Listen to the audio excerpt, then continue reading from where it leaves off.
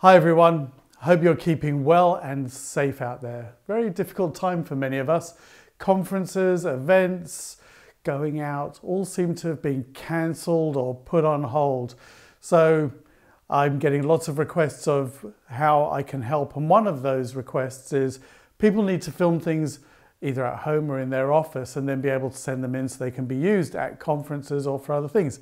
And the other thing is that people want to be able to do some live streaming, or they want to do a bit of Skype, Zoom, that kind of teleconferencing kind of thing. And they want to teach classes in this kind of way.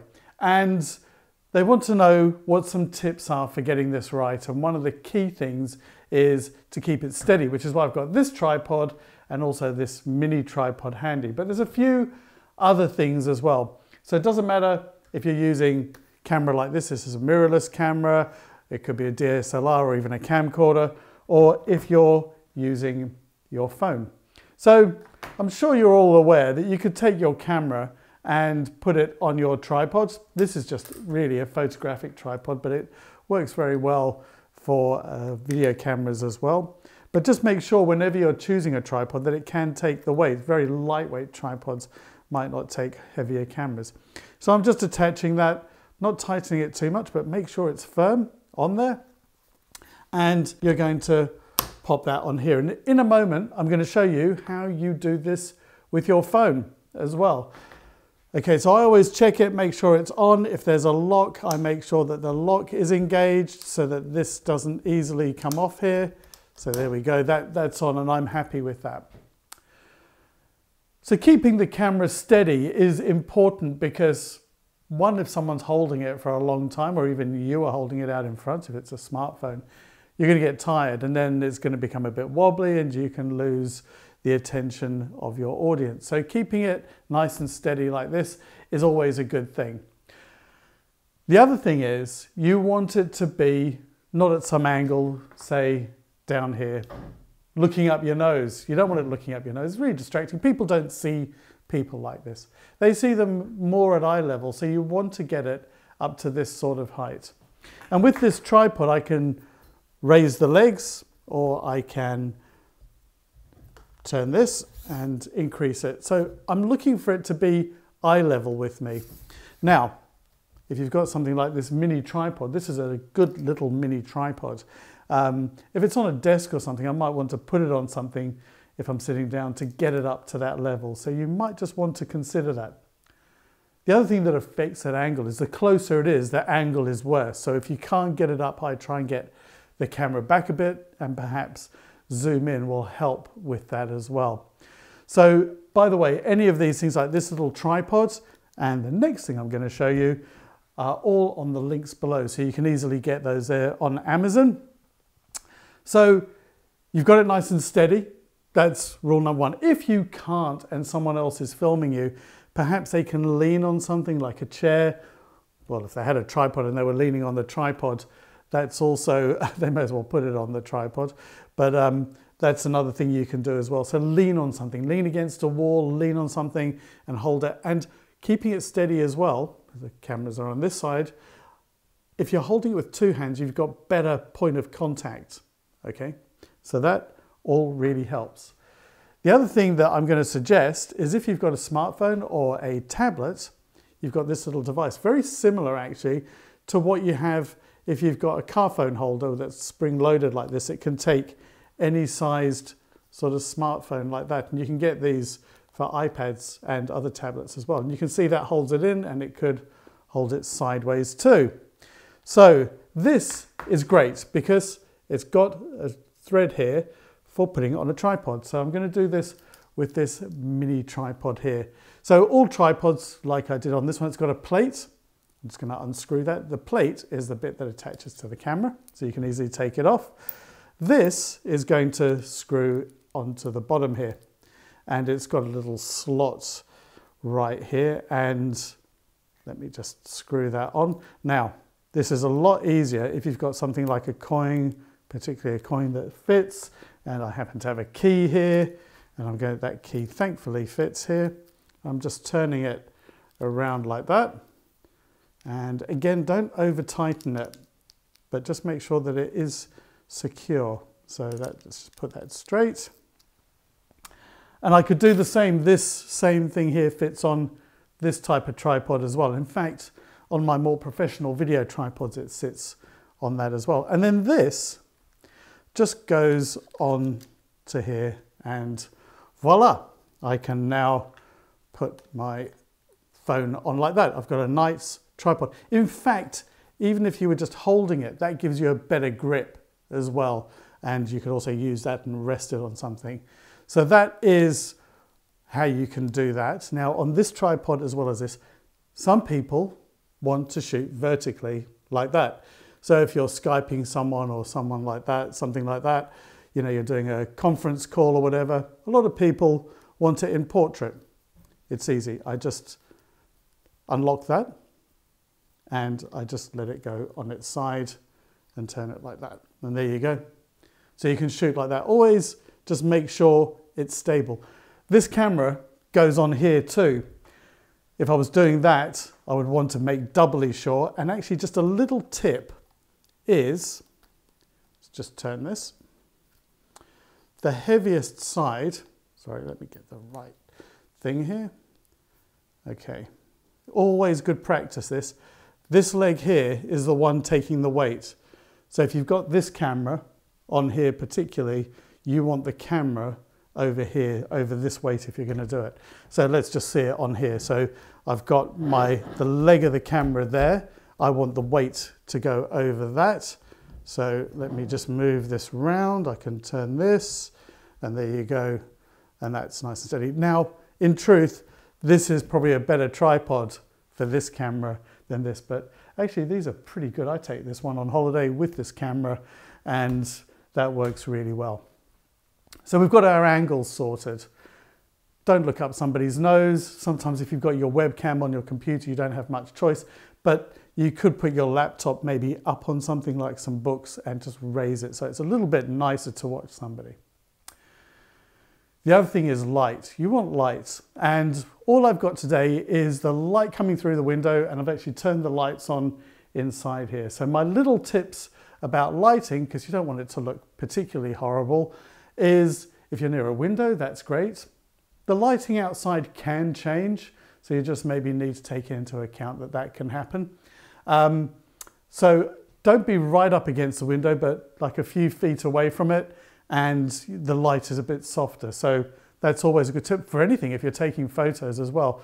Not right by the window, not directly in the direct sunlight, but just outside of that is nice. And I've got this light on here. You can't see it, but it is in front of me. It's just my normal lighting here. So things that look particularly horrible is if you've got the light above you, particularly downlights, coming down over your face, creating horrible shadows over your face. Your eyes are darkened. It's not a particularly good look and maybe a little bit unfriendly as well. So try and sort that out. You sometimes only have to move a little bit, or if you can move the light, just move it a tiny bit and you will notice a very big difference. So really important to keep that kind of thing, I believe, in check. And all these things will just look that much nicer and you'll be able to keep your audience for longer. So one other problem that you face when you're doing any of this, so you might be talking to your class, it could be through a webinar or something, and that is audio. I'm wearing a microphone here. You can touch it, you can hear that the sound is coming through. On this camera, I can put a microphone on. I have a wireless mic. This is the receiver, and I clip it on the top here, and then a cable goes from here into here. So I have got a cable here, and that would plug in where it says mic. If it's not going into the slot, don't force it. And there you go. This microphone's a great little microphone made by a company called Rode. Again, I've got the links below so you can download these as well, or rather not download them, but purchase them if you want. These are great. They are charged by USB, so you don't have to worry about batteries. And it's really handy, and as you can see, they're light and you can keep them in your pocket.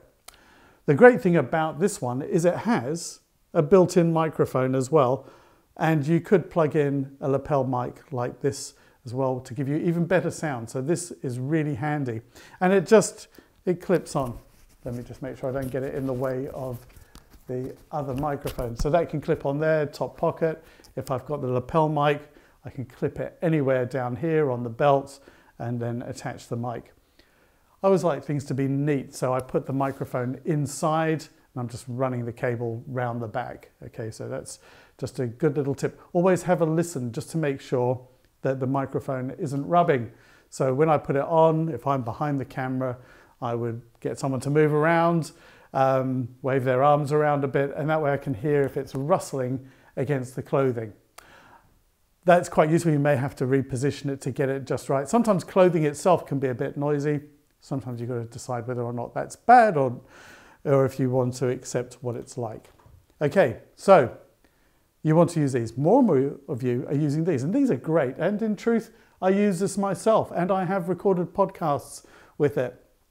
So I want this to connect to my iPhone 11 Pro as it happens, and it has a lightning connector. Now, other types of smartphones don't have lightning connectors, and you can just take it and plug it in. How do you test whether you're getting the sound? Well, you might record a bit and then play it back. Make sure that you have got the volume turned up so you can hear it. I've seen on occasion that you test it and then the volume's not turned up and you think it didn't actually record. The problem with the iPhone, some of them, is that they've got this lightning connector and no headphone/microphone jack. So you need a lightning adapter. And I've got another video to show you about this. And again, all of these are available below. This is the lightning to kind of 3.5mm headphone jack. I then need this adapter that makes it into a signal that actually works on the iPhone. This is a TRS to TRRS adapter. You don't need to worry about what it's called. The link is below, or is it TRRS? I can never remember which way around it is. And then this clips onto here. Voila, 3 cables just to be able to get that working. Actually, it's popped up with voice control on here, so I know that it has actually connected. Make sure both of them are on. Do a quick recording. If you're using something like Wirecast Go, which I am going to do more about that as well, which is great for live streaming to things like YouTube, you can see a little thing on there showing you that the sound is coming in. So it's got a little meter showing you the audio. So they are just some of the things about getting a decent recording. Okay, so you can do this with camera or smartphone. So don't forget, you've got the steadiness, you want that. You've got that angle, which this should be perhaps a little bit higher, so it's at eye level. If you're sitting down, you just bring it down eye level. Again, some people might want to have it a little bit higher, like sometimes I do, to maybe hide the chin here. So sometimes a little bit of adjustment based on someone's features. You've got the light. Natural light is good, although it can change, and I've just got my normal lighting here, and ceiling light, and also just look out for lights coming straight down as well. If you can't get microphones and that, just try and do it so that it's fairly quiet and that you can get reasonably close to the camera as well without being too close. Too close on these things, the lenses normally are a bit wide angle and sort of make your nose look bigger than it really needs to be. Right, or than it really is. So there's just one other thing that can make a video look good, okay? And that is you, or the person who's being filmed, and what's around. So you do want to have it kind of uncluttered. Maybe you need to move some books around or some papers that are lying around. You don't want anything too distracting. I've got a few things here. You can see some old cameras and maybe some books. Try and get it neat.